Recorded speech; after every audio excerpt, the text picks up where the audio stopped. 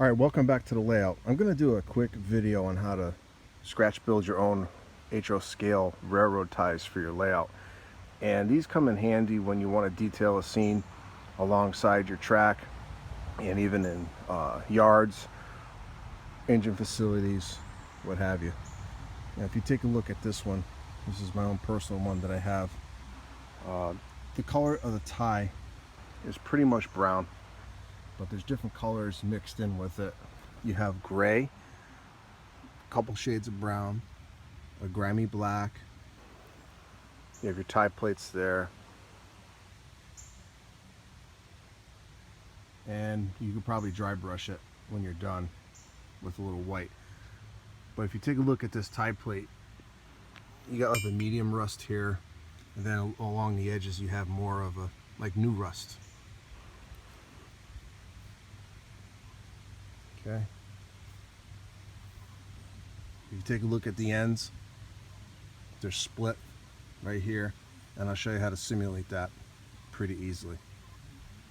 So we're going to take strip wood, we're going to distress it to make it look like this. Use a combination of alcohol India inks and some powders, and we're going to try to get very close to this tie. So let's go back in my workshop and we'll get started. All right, everybody, welcome back to the workshop. So this is going to be another episode of my workshop series. And right now we're going to be working on how to model your own railroad ties. And the video right before this one was filmed about 3 years ago. It was actually filmed at my old house, and since then I moved, and I've been meaning to do this video for a while. So we're going to start now. So let's go over what we're going to need. And this is a really easy technique to learn. So to start off, we're going to need materials to make the railroad ties themselves. So you're going to want to get some 1/8 by 16th strip wood. And what I do is I buy this in bulk, so I buy it by the packs. So you go to your local hobby shop and order a pack of this strip wood. It is basswood, so make sure you get basswood, not balsa. And we're going to need cutting blade. We're going to need a track saw, razor blade, some type of cutter. All right, I got the chopper, steel wool, and also various stains. So I have my own mixture of alcohol and India ink. You also can use weathering mixes by Hunterline, which are great. They got all different colors. You can use also, we're going to use today, is this product from Micromark, Railroad Tie and Bridge Stain. So, and then we're going to use some powders and some other techniques. So let's start off first by distressing the piece of strip wood. All right, so basically the easiest way to do this is to do it before you cut it.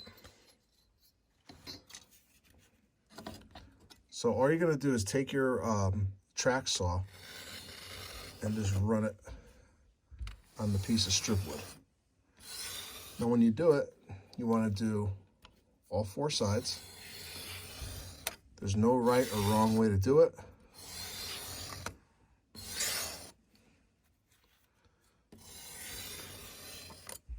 I'm going to flip it over and do the other side. Same thing. And what this does, this adds some texture to the wood, and it also distresses the wood.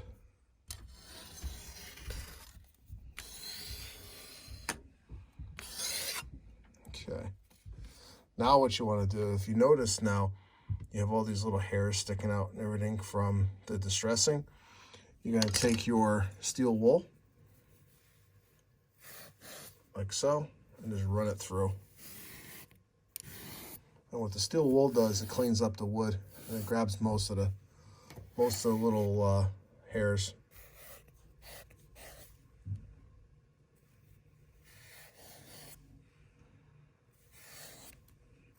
You may have to run this through your steel wool a few times.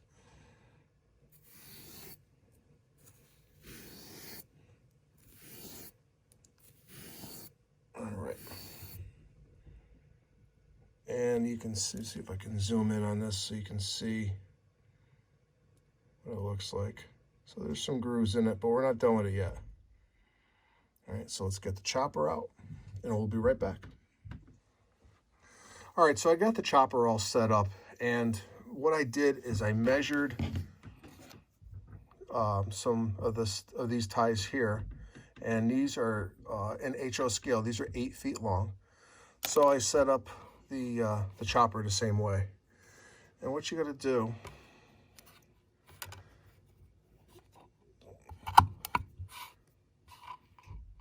you feed it in and just cut it.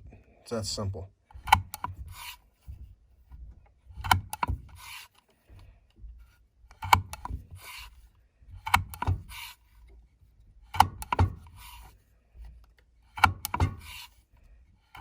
And you're going to keep cutting until your pieces, your strip wood is all gone.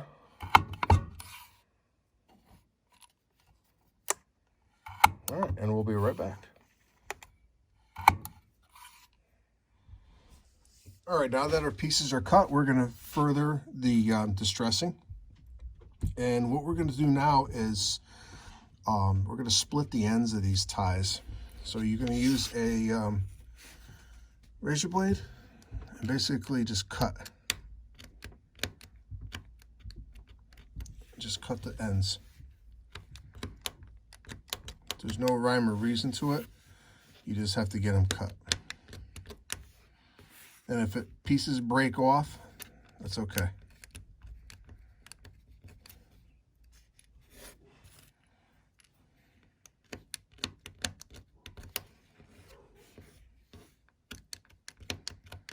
You can even go back with your razor saw if you want and hit it again. But if you do that, just keep in mind you're going to have to go back with your steel wool.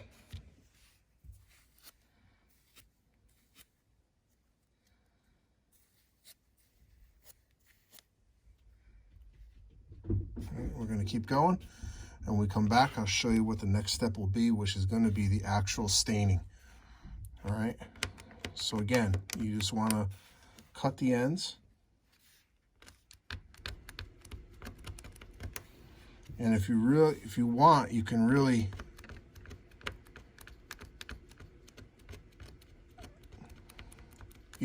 cut these up to the point where the ends are just basically falling apart.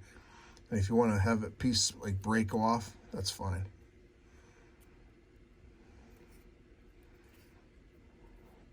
All right, we'll be right back. All right, so now that all the wood has been distressed, cut on the ends, and you know, the way I did the distressing was I used a regular razor knife. I used this razor blade. You can use a distressing tool. There's no right or wrong way to do it. And as long as you have like a weathered piece of wood to simulate, a tie, then you're good. You're gonna need a little cup, a plastic cup, and then shake up your India ink wash first. Then what we'll do is actually, let's put these in a cup first.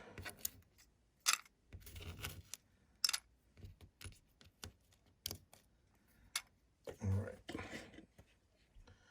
Pour a little in. You don't need a lot.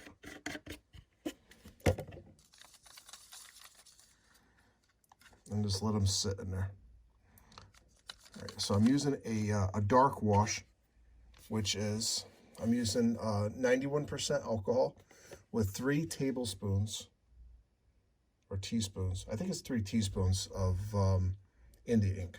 All right, so put a little D on the back so I know. And I use a light, a medium, and a dark. But for these, I'm gonna really weather them up. So we're gonna let them sit, and then we'll pull them out in a minute. So we'll come back and I'll show you what the next step is gonna be. All right, I'm back. So this was literally about maybe 5 minutes. I pulled them out of the cup, and you can see the results so far. And that's just with one color. So what we're going to do is we're going to gather them up again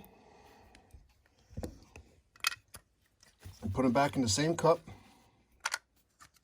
And what I did is I drained the other color back into the can, so I don't like to waste any type of material I have.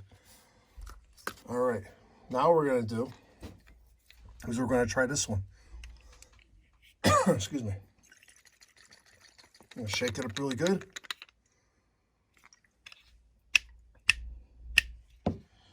All right, now that I have the bottle opened, again, just a little. That's it. Put the bottle cap back on. Otherwise, if it tips over, you are not going to be happy with yourself. And we're going to repeat the same process. So we're going to let these soak.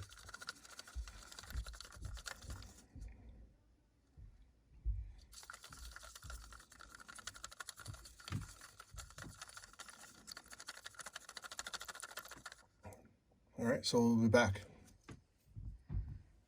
So when you pull them out of the cup, they're going to be stuck together. So what you got to do is just take a pair of tweezers and just lightly break them up. Spread them out. Let them sit for 5 minutes, and then you can go on to your next color.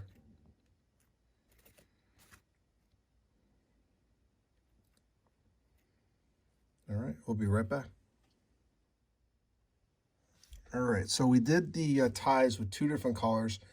You can do it as many times as you want with different colors. For this video, I'm only going to use 3 different colors.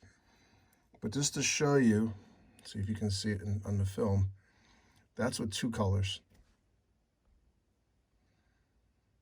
It doesn't look bad at all. So the final color that we're going to use, Creosote Black, and this is from Hunter line. So again, one last time. We go back in.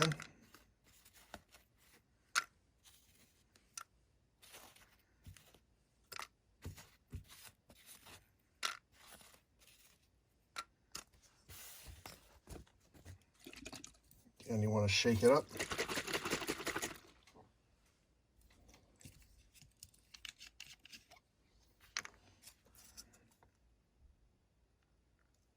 That's it. You don't need a lot. And again, make sure you put your top on. Because if this stuff goes over, again, you're not going to be happy. I've never dumped one yet. I don't plan on doing it anytime soon. But I heard the horror stories when it comes to dumping ink all over your workbench. All right, we'll be back. All right, so the next step is going to be adding some weathering powders to it. So for this purposes, I'm using the Bragdon powders. You're going to need some fresh alcohol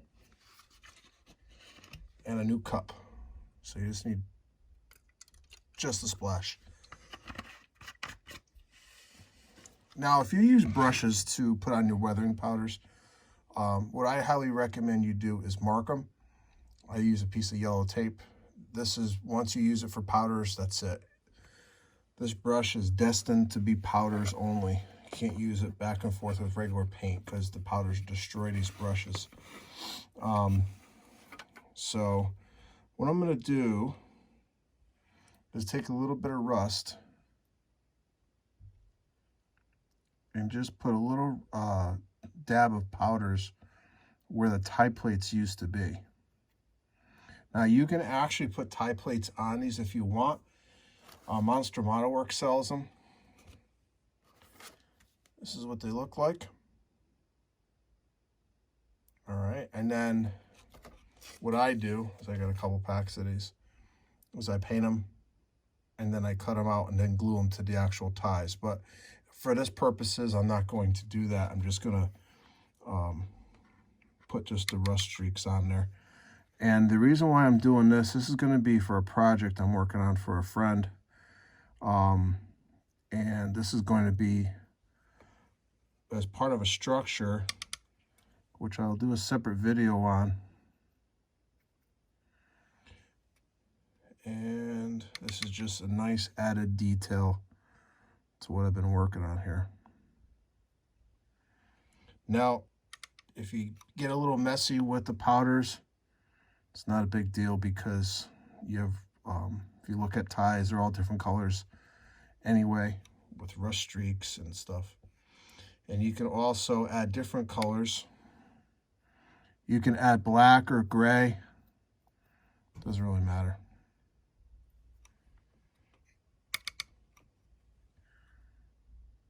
All right. So what I'm going to do is I'm going to take a separate brush, dip it into the alcohol, and then I'm going to show you what it does with the powders. So let me grab this tie.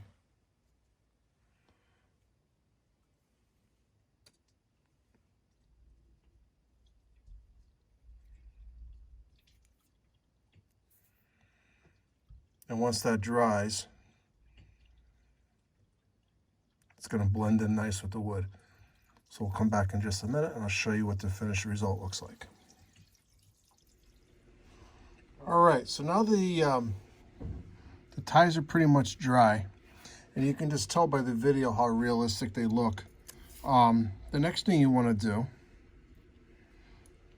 is simply just start stacking them. And what I did is I just took a tie and cut it in half, and this is going to sit alongside a yard office.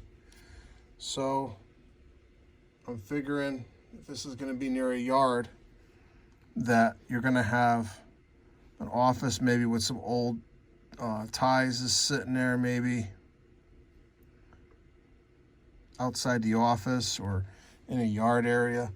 But again, this is just a nice little detail that you can't buy, but you have to make it yourself.